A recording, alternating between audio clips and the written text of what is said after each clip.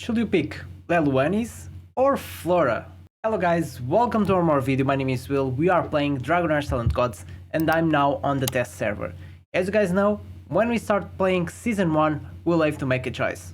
Get a guaranteed Flora or get a guaranteed Lelwanis. So that's a big question. It really depends what team you already have. If you are a new player, then Flora will be a great option, because while Lelwanis you need someone to support your team, Flora it's a bit more easier and you can get a lot of wild characters to help to increase the damage. If you guys don't know, the wild characters will do more damage if you are using more wild characters basically. So if you have 2 during burst, all wild dice roll results +2, and the higher the result, closer you'll be and faster you'll be to reach 100. When you reach 100, will grant a burst to allies for 12 seconds. And if you have 3 during the burst, ally wild dice rolls are guaranteed to be the max value. So with 3, it's the fastest way to get 100, to reach 100 and increase your damage. And if you decide to get Flora, then probably you will be able to get Enrich. If you already have these characters, then that's it. Okay, there's a really good options you can use here. Enrich, Felicity, Casper, all of these are good options. If you are just starting and you don't have these options, you can get a Flora guaranteed and then use Nida. Nida is an amazing wild character that will do a really good amount of damage, or Tononan is really a good option as well. So regarding options for wild characters, it's much easier. And then since we are starting with ice, with fire and poison, will be easier to get a good support for your characters as well. If you are just starting, I'm pretty sure you'll be able to get the Exandra and get our tank Frobart, which is one of the best epic tanks in this game. If not, then if you're already a veteran player, you'll be able to get other really good options, like Dragonheir will be a really great tank as well, and use Ugok as a healer, which is an amazing option. And I mean, from this side, ice and poison, it's much easier to find characters, especially if you are a new player or if you don't have much summoner characters. This will be an easier and stronger option. Overall, wild will do much more damage. Then we have the summoners, alright? And summoners will be a bit different. Summoners, they need a good support, because Lelwanis is the star of the show and you need someone to summon and to increase the power of this character. Irzilis is a really amazing option, is one of the best options you can get, because besides each time an ally undead summoned unit dies, he summons one other skeleton. And the more often this happens, when she activates the ultimate, she sacrifices ally undead summoned units and will increase the stacks. And when she reaches 20, this is a new ability, she transforms into a dragon form. And then the maximum stacks will be 70, so your aiming is to get that 70 stacks as soon as possible. Irzilis will be one of the best options, because he grants 20% attack up to all summon allies, so he will give 20% more attack to Lelwanis and also to the undead summoned units, but this buff doesn't matter because Lelwanis will sacrifice those units anyway. So using Lelwanis, using Ladelia, or using some of these summoner units like Isitarian will not be a good option, because, well, Lelwanis will sacrifice those summoner units. Okay, so we don't really want this. Premtsa, she summons these ones, okay, these undead summon units that are just going around, yeah, it's these ones, these souls. She summons these souls that will deal damage, but the thing is that Lelwanis doesn't sacrifice these ones, okay, so she'll not be a good option. Centralia is a kind of okay option, because she will give 10 stacks. So basically she can copy one of the summon units, but since we are using Lelwanis, she will not copy, because it's not possible to copy Lelwanis when she reaches the dragon form. She will instead give 10 stacks. If you read here, it's here, If duplicate is cast on the true dragon form, no clone is summoned. Instead, the true dragon gains 10 stacks of dragon blood. This is quite good and quite nice to get to the 70 stacks as soon as possible, but from another side, you will be kind of wasting one unit, which is Centralia, to reach those 70 stacks. And when you reach the 70 stacks, Centralia kind of becomes useless. She's not doing anything else there. After that, she gives this buff of attack up to Ali and dead summoned units, but then Lelwanis will sacrifice them. So this character, Centralia, she will be really good for the summoned units, but in this case we are using Lelwanis. She will sacrifice them.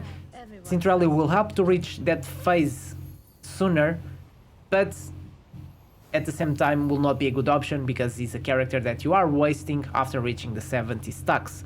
So the thing about Lelwanis is that you really need a good support for her to reach the 70 stacks, and having Lelwanis and your Zealous, it's extremely important to increase our damage.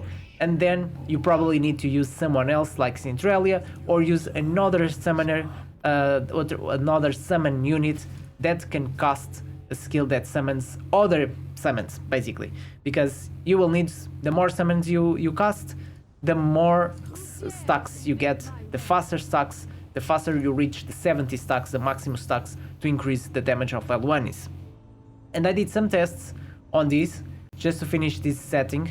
Besides this, then you need to choose your other characters, and from the summoner, so the season 1 you'll get Ice and Necrotic. From this side will be a bit harder to get a good tank and a good healer, especially if you are a new player. As you guys can see, there's not really great options. We have Megan, which is a okay healer, not the best thing we have here. Stella is not that bad, but again, it's not the best option. We have some tanks here, but all of them, they are not that great. So the best options are the legendaries, okay? And you might not have these legendaries. So the best options, of course, will be using like Thorin as a healer or Alphanarsi as a tank. These two are really great options. Alphanarsi is really strong. He gives a shield to all allies, which reduce their damage taken and all of that. So it's a really good option. But you require a really good unit to make this team work, okay? And overall, from my tests, your wild units will do more damage, okay? Lelwanis has amazing potential. She will scale her damage a lot. She will do more damage on a long term than Flora. So when she reaches the 70 stacks, her damage scale a lot. And if you get the Dark Lady, which we think, and the information we had is that we are not getting Dark Lady on Season 1, but if we get Dark Lady on Season 1, this might change, and maybe Lelwanis will be stronger. If you have the right team, this team will be stronger than Flora team. Because Flora, wild characters will do insane damage, but if you pick Dark Lady and you use the right team, the damage will increase much more, and that will change everything. So on the test server, I did some tests. Also, there's a nice new tool you can use to check your damage, but that's a bit tricky. I advise you not trust that thing. So I did some tests. This is the necrotic team I used with artifacts and everything. So the tool I'm talking about is this one. So basically you can click here, and this tool will do like a simulation fight against dummies. Alright, so it's not the best way to know if your team is doing enough damage, but it's a nice way, the easy and fast one. It will take like a few seconds, not even a minute, and then will tell you how much damage this team does against dummies. So the teams I used was this one, and then the wild one, which is this one. Okay, so 3 legendary, Zugok, Frubart, and then for the necrotic team, Lelwanis, Centralia, Irzilas, the Alpharzin, the new tank, and Thorin. Okay, so we already got the damage, 54,000 per second, and then for this one it says 88,000. Not this one, 100,000, okay? So much more damage against the dummies. So I did the tests. This was the first test. which is the necrotic team, okay, on 4 speed, and I'm gonna speed this up. Just gonna jump over here. So as you guys can see, at this point, Lelwanis scales damage a lot. So she started with 12, 20, 24, 52,000 at this point, 63,000, and she keeps scaling her damage. Okay, eventually at 3.2055, she was dead. Citralia died, but my tank still survived a little bit more, as you guys can see. And by this time it was dead. At 3 minutes I was doing 35 million damage. Okay, 35 million damage at 3 minutes. And before that, when Citralia died, which was around 4 minutes, I was doing 29 million. Okay, then for the Flora team, I have the test as well. Same thing. As you guys can see, from the beginning, the damage of Flora, it's already high, but it doesn't scale much more than this. Okay, so that's a big difference. Lelwanis starts with low damage, but then it scales a lot and it does more and more and more damage, and eventually will do more damage than Flora per second. But overall, Flora can do more damage. So when we reach here at 4 minutes, on the other team, necrotic team, I was doing 29 million. Here, I'm already doing 33 million. The only difference here is that Frubart was dead at 350, and eventually everyone died and I did less damage, 35 million. But we can see if we give the right stats to Frubart, or if we get a stronger tank that can take more damage, or just if we set the right timings for Ugok to give immortality, this team will do more damage for sure. Okay, for sure, against the other Lelwanis team.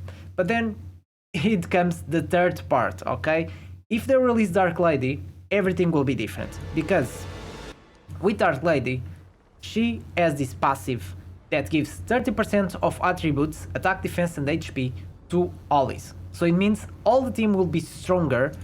And I did the same test, this time with Dark Lady, and the result was crazy. It was a big difference. So we can see at 6 minutes, we can see Lelwanis was already on 25,000, 79,000 from Dark Lady, and at 4 minutes,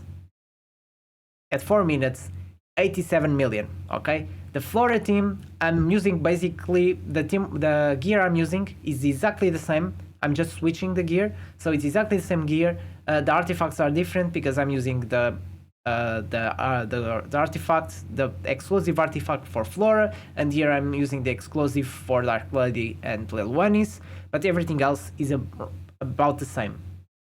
And on this one, since Dark Lady is giving their stats to all the team, they survived for all the fight. Okay, all the fight for the 10 minutes they survived, and I did 172 million because they survived all the time. They were much more tanky, doing more damage. We can see how much they are scaling at this point.